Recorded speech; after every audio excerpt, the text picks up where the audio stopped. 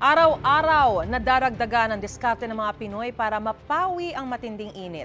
Sa Maynila, binubugahan ng tubig ang ilang kalsada at mga dumaraang sasakyan gamit ang mga water tanker ng City Hall. May unang balita si Jonathan Andal. Oops!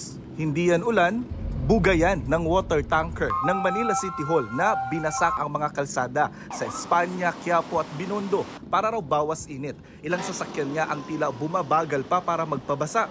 Presko po, hindi po masyadong mainit. Pag sobrang init po kasi sir, parang nakakadoble po ng pagod. Pero may ilang motoristang literal namang nabasa. Okay lang. Dahil? Para di na rin mainitan. Pero ang binasang kalsada, wala pang isang oras, natuyo na kaagad. Effective naman siya kasi madali nung nawala yung init. Kumbaga parang lumamig. Sana araw-araw pag mainit, ganyan yung gawin nila. Beneficial naman po siya kasi sobrang init ngayon eh.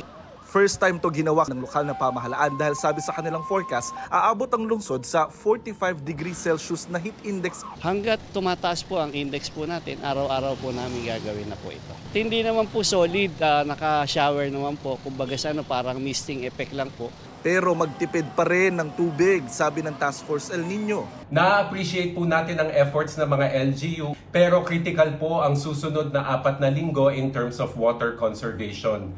Bagamat sapat pa po ang supply ng tubig sa Angat Dam at sa Metro Manila, kailangan pa po nating magtipid hanggat hindi po humuhupa ang epekto na dulot ng El Nino. Kung ang gagamitin pong tubig ay yung wastewater o yung nagamit na sa paglilinis o pagbabanlaw, wala pong problema kung ito po yung ipang-spray sa mga kalsada. Wala po tayong recycled water po rito. Meron po sa malayo pa po, sabi po ng MMDA, nasa Marikina pa po. Prevention po kasi ang ginagawa natin. Mabawasan po naman yung mga heat stroke patient po natin, saka yung mga nadidehydrate po ng mga motorista.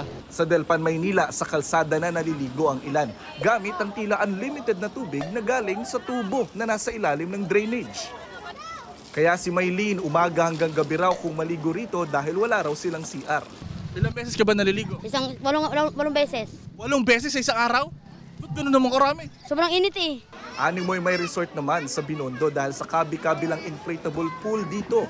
Beat the heat daw. Ngayong may cruel summer. Sobrang init, kaya nag-ipon ako para makabili lang nito. Sobrang kasi talaga kainit, hindi namin kaya nasa loob. Kasi, sa loob ng bahay? Oo, kasi kahit na may electric fan ka pa, di mo kakayanin. Sa Tondo, ang mga walang inflatable pool, kontento na sa batya at sa refrigerator na walang kaha. Basta mapreskuhan lang nagagalit pagka hindi siya nakapaligo eh. Napospon kasi yung swimming namin. Walang budget ko lang. Ito, mura lang eh. Magkano? 1,000 lang, tapos tubig lang. Sa Valenzuela naman, nag-deploy ng mga mobile shower para sa libre at preskong pagligo. Itong unang balita, Jonathan Andal para sa GMA Integrated News. Mga kapuso, para una ka sa mga balita, mag-subscribe sa GMA Integrated News sa YouTube. Sa mga kapuso abroad, subaybayan niyo po kami sa GMA Pinoy TV at sa www.gmanews.tv.